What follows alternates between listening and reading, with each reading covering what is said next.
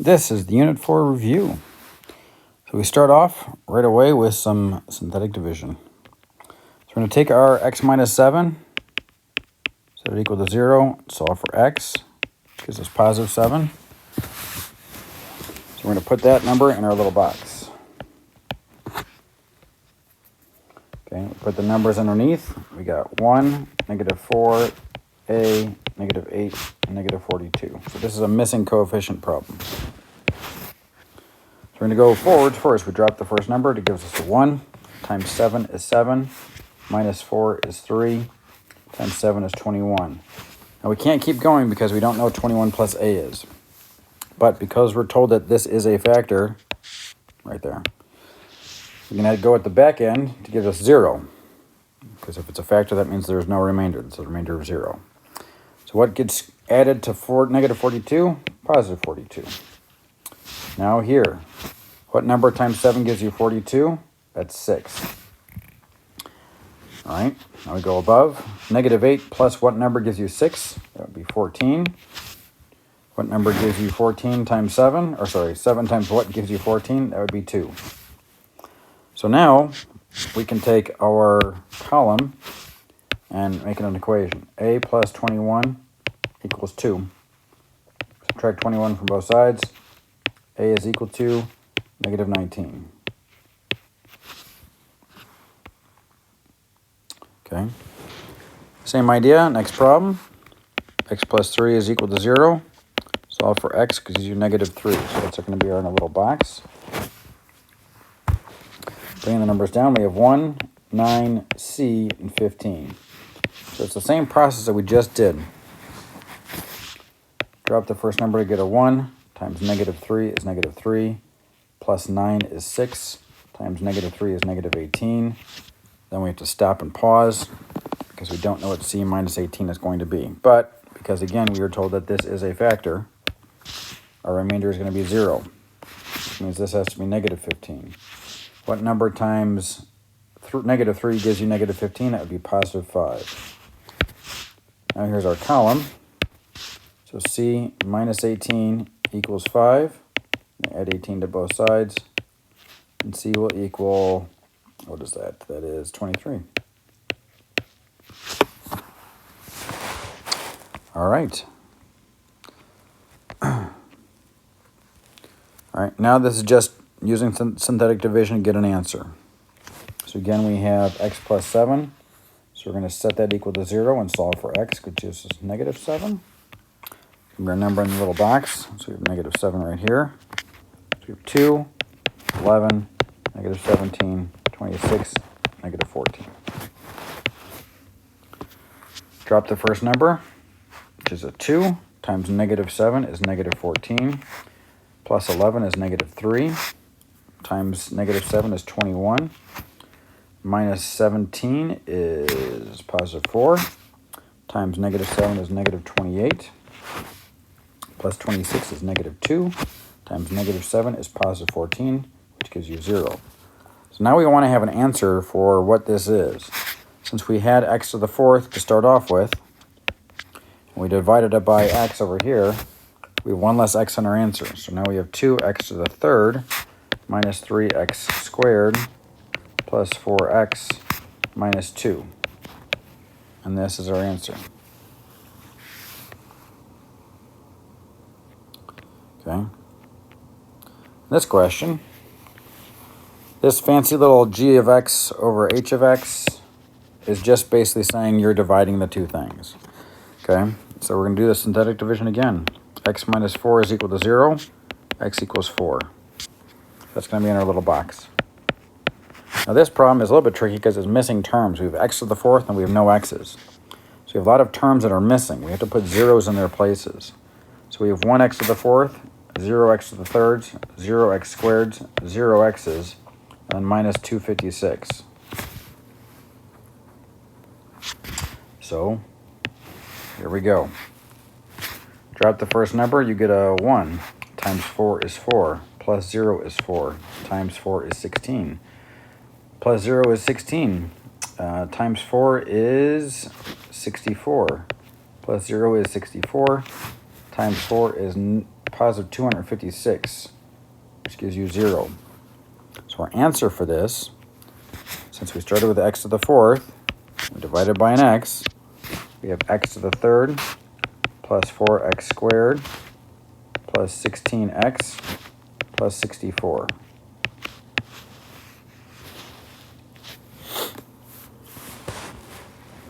Okay. The next one, again, this is just a fancy way of saying divide the two terms. I mean, it's really not that fancy. It just says divide side in between the two of them. We're going to do synthetic division. So x plus 2 equals 0. X equals negative 2. So negative 2 goes in our little box. And again, this is missing terms. We have to put zeros where there are missing terms. We have 1x to the 7th. We have 0x to the 6th. We have 1x to the 5th. We have 0x to the 4th. We have negative 10 x to the 3rds. We have 0x squareds. We have 0 x's, and we have 12 at the very end. That's a lot of different numbers. So, yeah, we have space. Okay. We drop the first number, we get a 1 times negative 2 is negative 2. Plus 0 is negative 2. Times negative 2 is positive 4. Plus 1 is 5. Times negative 2 is negative 10. Plus 0 is negative 10 again. Times negative 2 is positive 20. Minus 10 is 10. Oops. Times negative 2 is negative 20. Plus 0 is negative 20. Times negative 2 is positive 40. Plus 0 is 40. Times negative 2 is negative 80. Plus 12 is going to be negative 68. Okay, so this is the first problem we've dealt with, that has had a remainder. So let's go through how this works. We started with x to the 7th. We divided by x. So we have 1 less x in our answer. So that means we have x to the 6th minus 2x to the 5th plus 5x to the 4th minus 10x to the 3rd plus 10x squared minus 20x plus 40. And then we have a remainder of negative 68 over what we were dividing by, x plus 2.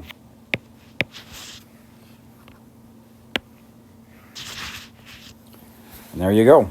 That is that long answer. Fantastic. All right. Let's do some of this with graphs. So we're given a polynomial, in this case it's a quadratic. We're given two x-intercepts. This one is at, how does this read? I don't like this graph.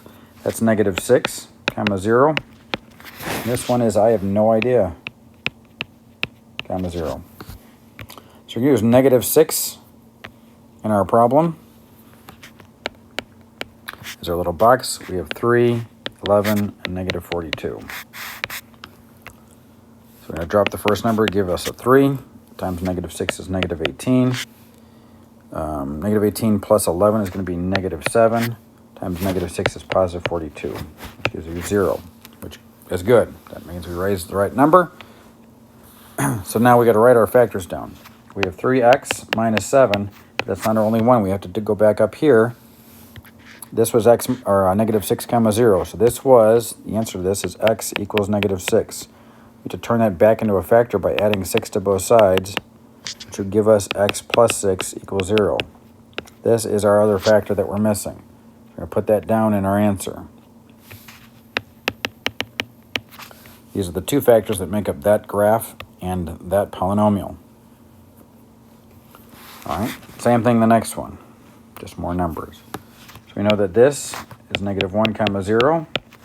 This is I have no idea, comma 0, and this is 2. So we're going to use the 2 that we do know to find the one we don't. It doesn't make a difference the order you do it in. I'm going to use negative 1 first because it's on the left. So my numbers are 7, negative 10, negative 11, and 6. Drop the first number is 7, times negative 1 is negative 7.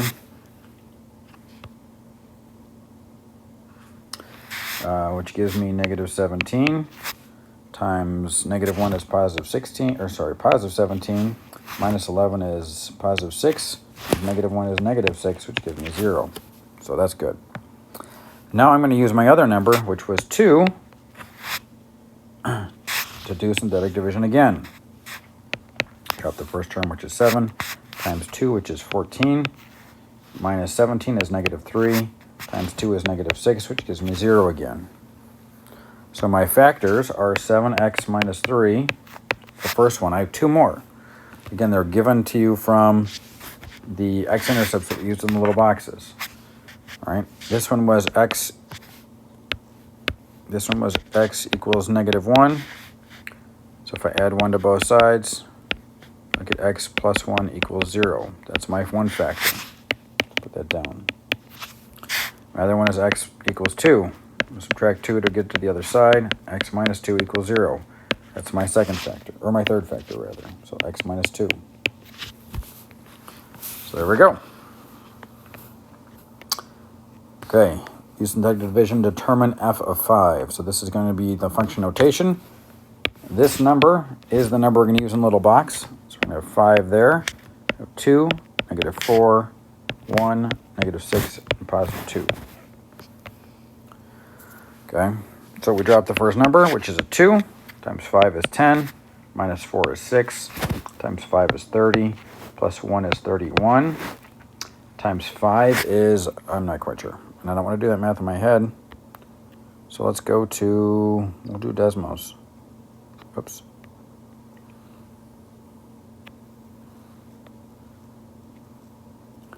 So 5 times 31, 155.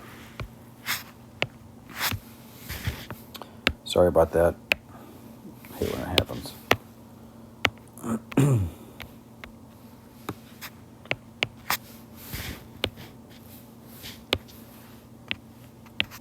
Technical difficulties. There we go. 155 minus 6. Oops. 155 minus 6. I could have do that in my head. I should have been able to do that in my head. I don't know what I did there. It's 149 times 5 again. That I am not going to do in my head. Is 745 plus 2, 747. Okay. Just make sure that looks good. Okay, so in this problem, you don't care about the rest of the answer. You care about the last number, the remainder. And how you write this down is f of 5 is equal to 747. That's it. Same idea. Here's our number we're going to use, negative 3. So I have negative 1, 7, 2, negative 3, and negative 8.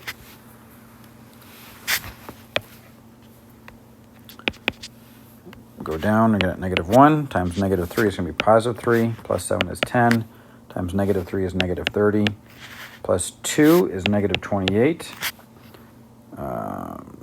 Do negative 28. So let's go clear that out, and that out, and that out.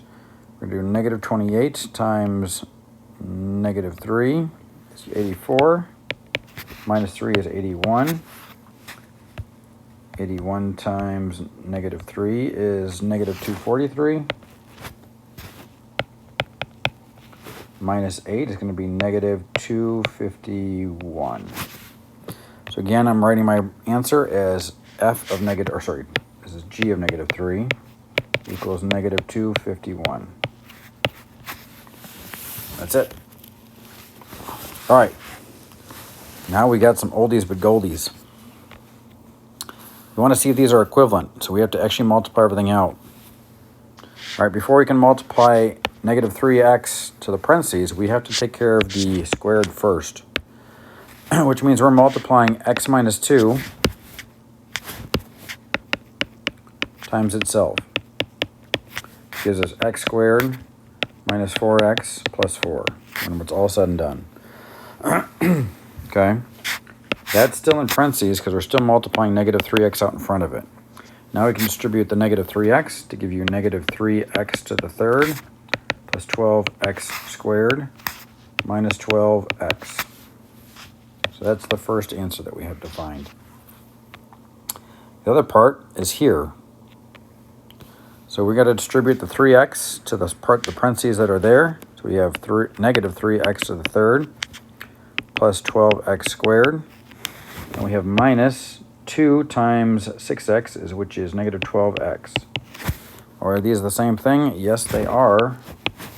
So your answer would be yes. Okay. On the test, you can't just put yes or no. You got to show the work to say that that they actually are in fact equivalent. Okay. Same idea here in question number 8.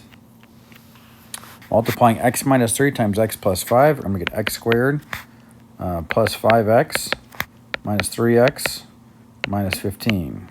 I still have the plus 2x on the back side. So I'm going to combine all of my x's and stuff together that are like terms. So I have x squared. 5 minus 3 is 2. Plus 2 is 4. That's my first answer.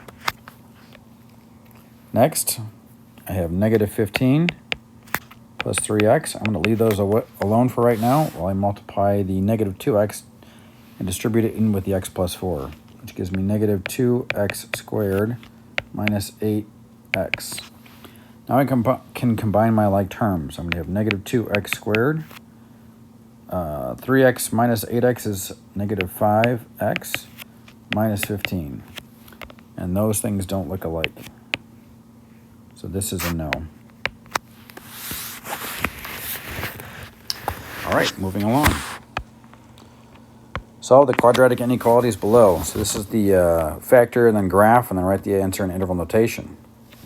So in order to do this problem, we have to get the 8 to the other side by subtracting it so that we have the inequality equal to 0. So we have x squared plus 2x minus 8 is greater than or equal to 0.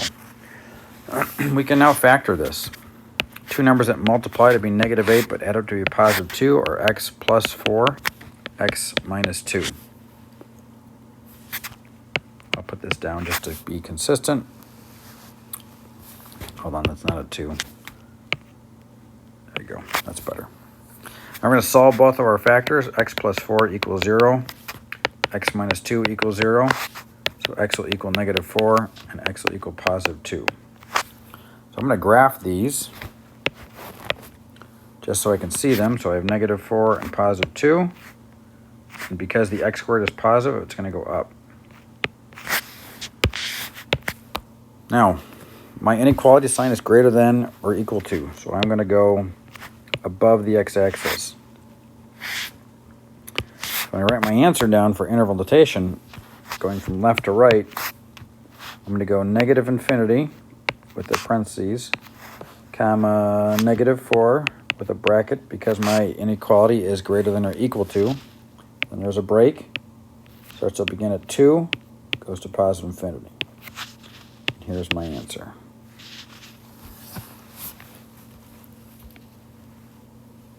Same thing goes for the next problem. I have to subtract the 6 to the other side first.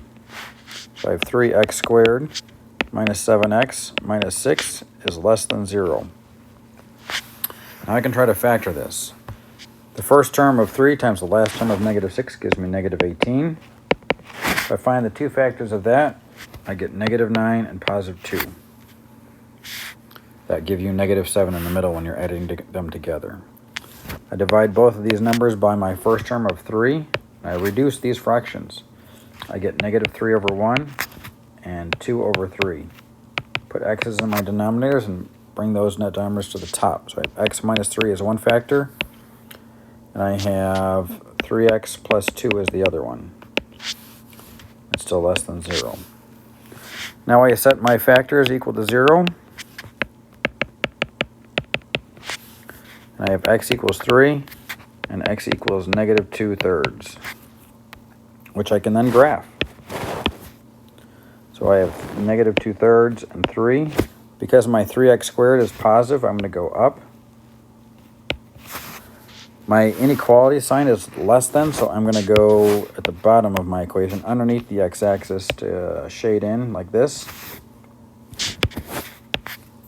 Because of that, if I'm going from left to right, I start at negative 2/3. Because it was a less than and not a less than or equal to, it's a parentheses. I'm going to 3 for the parentheses, and this is my answer. Okay. Next, describe the end behavior, another oldie but goldie. We're looking for two things for this problem. We're looking for the biggest exponent, which is 4. We're looking for the sign on the 3, which is positive. Because it's an even degree function and it's positive, the graph will look like this. So, as x approaches negative infinity, f of x will approach positive infinity. As x approaches positive infinity, f of x approaches positive infinity. Again, as you look to the left on the graph, where's the graph going? It's going up. That's why it's positive infinity for the first part. As the graph goes to the right towards positive infinity, where's the graph going? Up towards positive infinity. These are your answers. Again, as a reminder, every single time for these types of problems, everything that's highlighted is always the same. It's just what's at the very end. Which direction is the graph going? Next, we have an odd degree function of 9, and the 7 is negative. Because an odd degree negative graph, the graph's going to look like this. So, as we look to the left, x is going towards negative infinity. What is the graph doing? Well, I guess technically the graph is called m of x. The graph is going up towards positive infinity. As we look to the right, towards positive infinity, the graph of m of x is going down towards negative infinity. Here's your answer.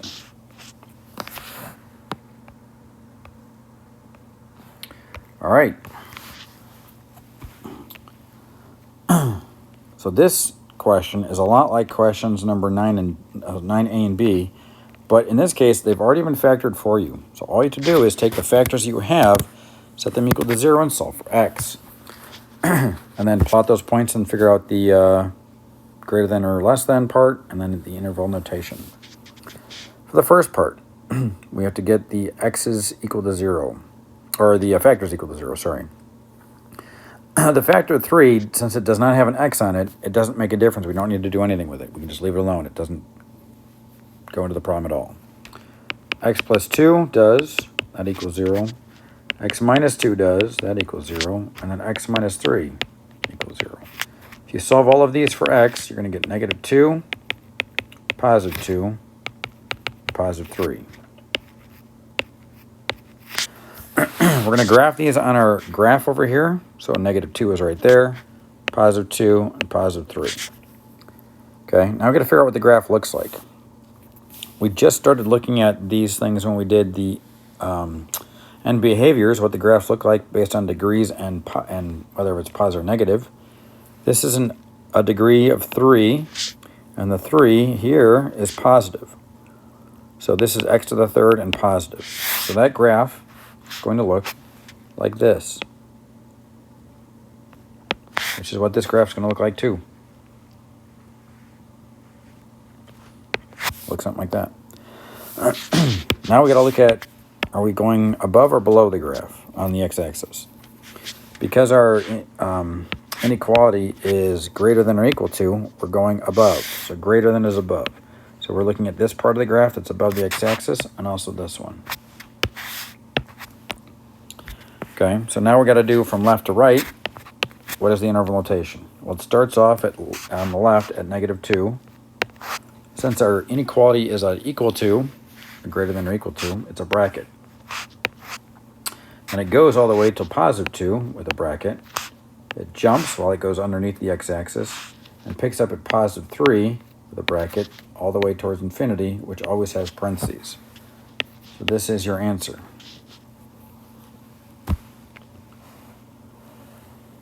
All right. In this case, the number in front here is an x, and that is important to us because that is a factor. So it's x equals 0, x plus 3 equals 0, and x minus 5 equals 0.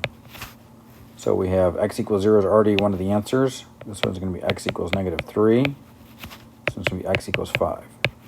So we plot those points. So we have -3, we have 0, and we have 5. Again, there are 3 x's. This is going to be x to the third. It's going to be a positive graph. So, like it's going to look like the one we just did. It's going to look like this. There we go. But this one says less than. So, less than means underneath the x-axis, we're looking at this piece and this piece. Also, because it doesn't say equal to, it's not a bracket, it's a parentheses.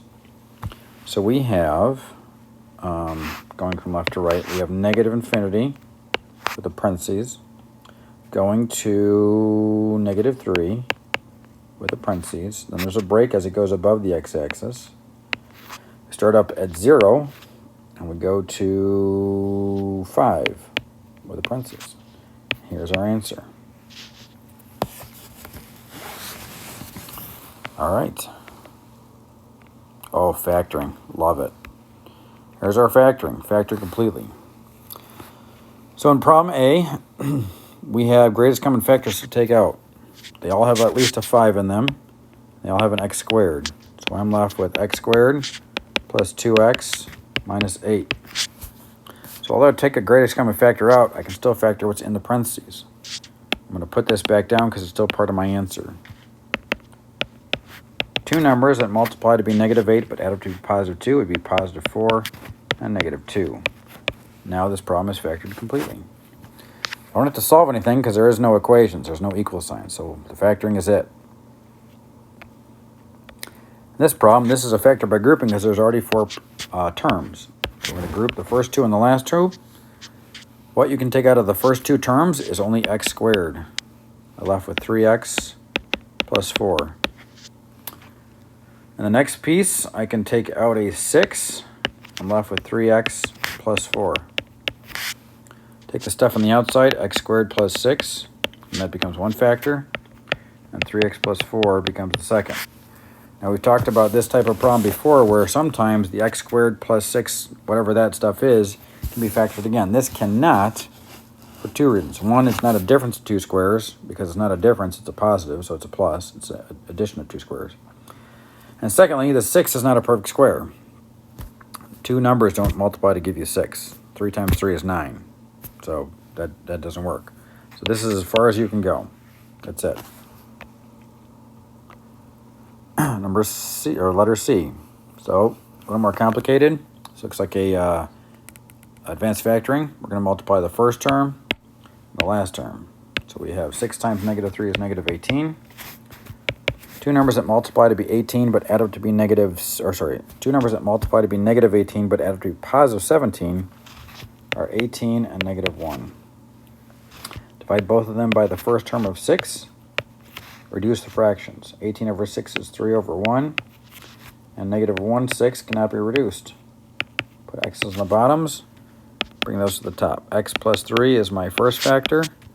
6x minus 1 is my second. And that's it. Part D. You can take both of these terms have a 3 in it, so we're going to take a 3 out. Left with x squared minus 25. Now this is a difference of 2 squares problem.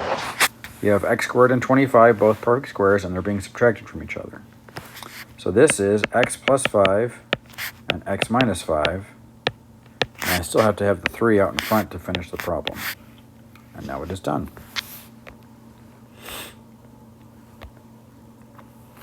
Again, take a greatest common factor out of this. They all have at least an x squared. There is no number that you can take out ahead of them because the x to the 4th does not have a number in front of it. So the only thing you can take out as a greatest common factor is x squared. We're left with x squared plus 4x minus 12. You can still factor what's inside the parentheses. 2 numbers that multiply to be -12 but add up to be +4 would be +6 and -2.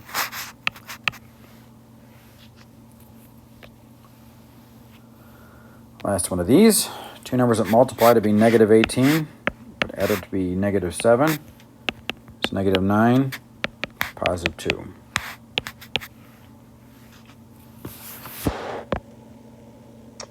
All right, now this is the last kind of questions we have, which are the word problems, the last type of thing we did. The cost to keep an arcade open each month is $1,000. At the current cost of $5 per person, 400 people will go there each month. Owner estimates that for every 20-cent decrease in ticket price, 20 more people go to the arcade each month. So we're going to write an equation first that represents the profit. So since we're talking about profit, we're going to put P of X equals. So we have an amount, a value, and a cost. The amount is how many people are going. There are 400 people going each month. But if you decrease the price, there's going to be 20 more people per month. The value, current cost is $5. But if they decrease that cost by 20 cents, what happened there? 20 cents, more people will come. The cost to keep the arcade open each month is $1,000. So we're going to subtract that from our revenue. Again, the next part, part B, is probably the easiest question on the test. If you have part A done, you're just going to rewrite it.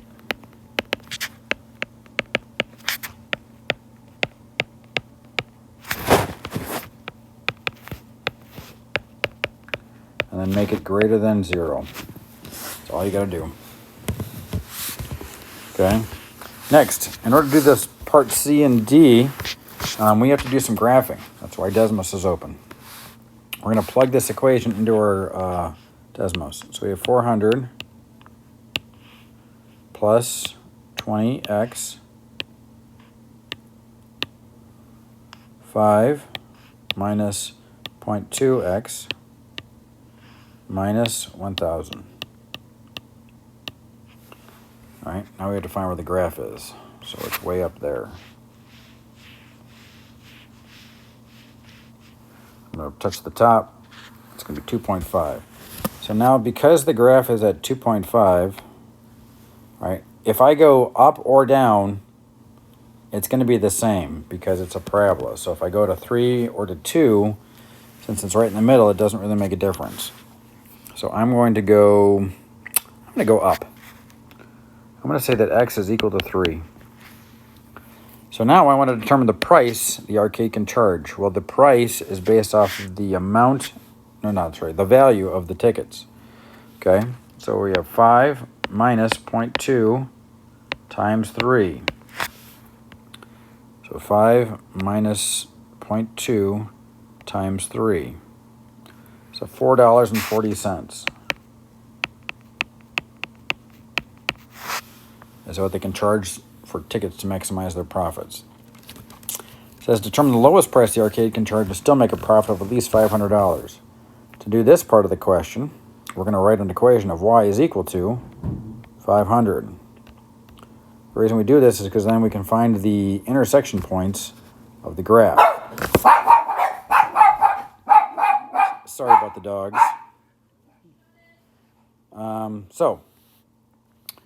Now if you look at our graph though, there's 2 points here. One is a negative number. Well, you can't do negatives for your value. So the only thing you can do is go positive.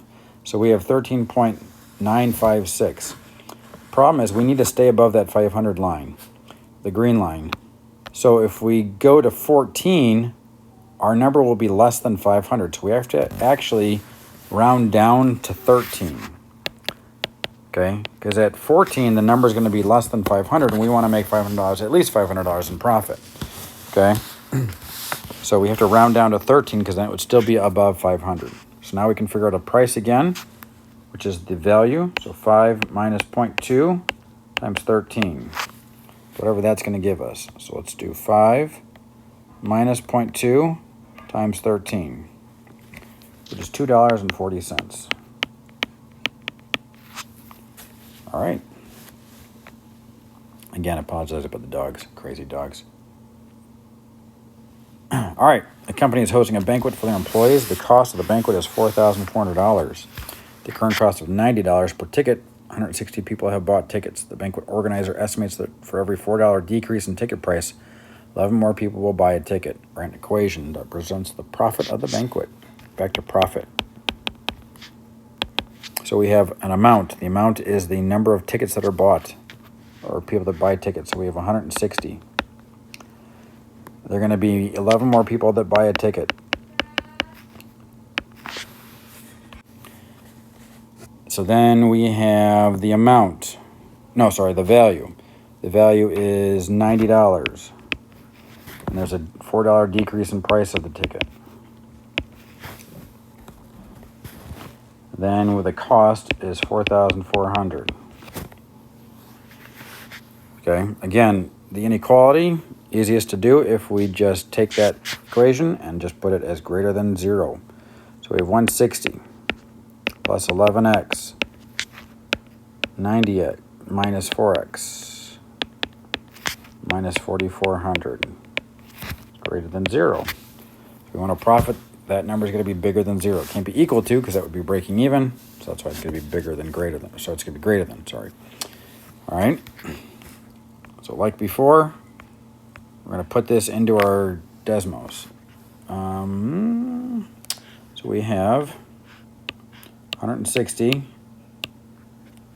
plus 11x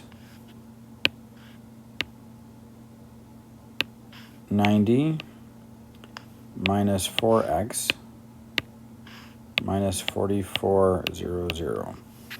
So then we gotta find our graph.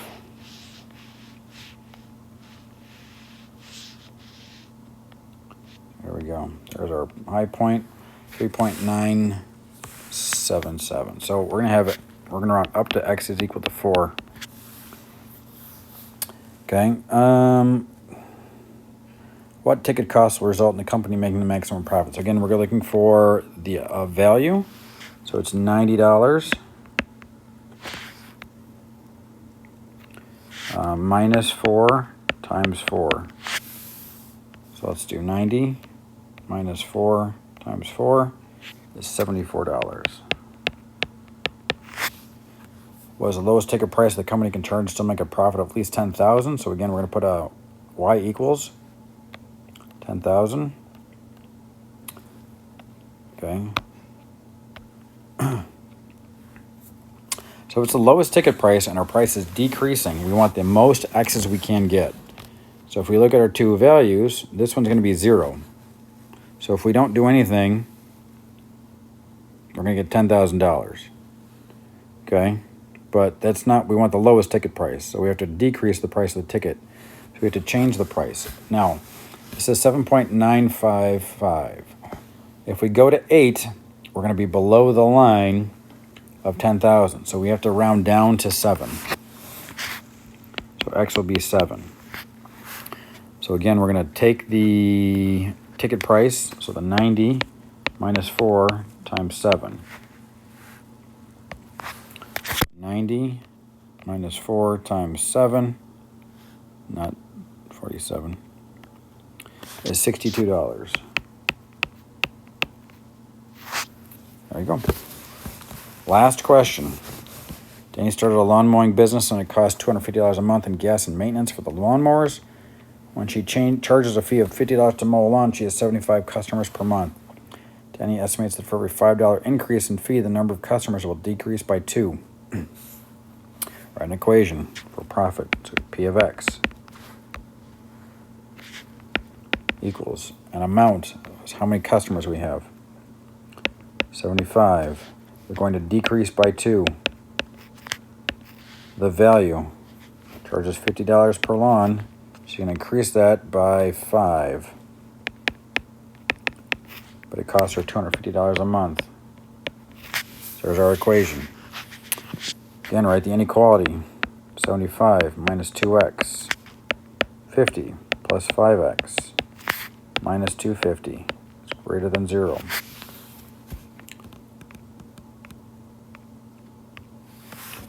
Okay, so now we have our equation. I'm going to put it in. So we have 75 minus 2x. We have 50 plus 5x minus 250. So now I'm going to figure out where our graph is. There it is. So our maximum is going to be, we're going to round up to 14. X will equal 14. How many monthly customers? So now we're looking for the amount, not the price, but the customers. Or result in the business making the maximum profit. So customers is 75 minus 2 times 14. So let's figure that out. 75 minus 2 times 14 is 47.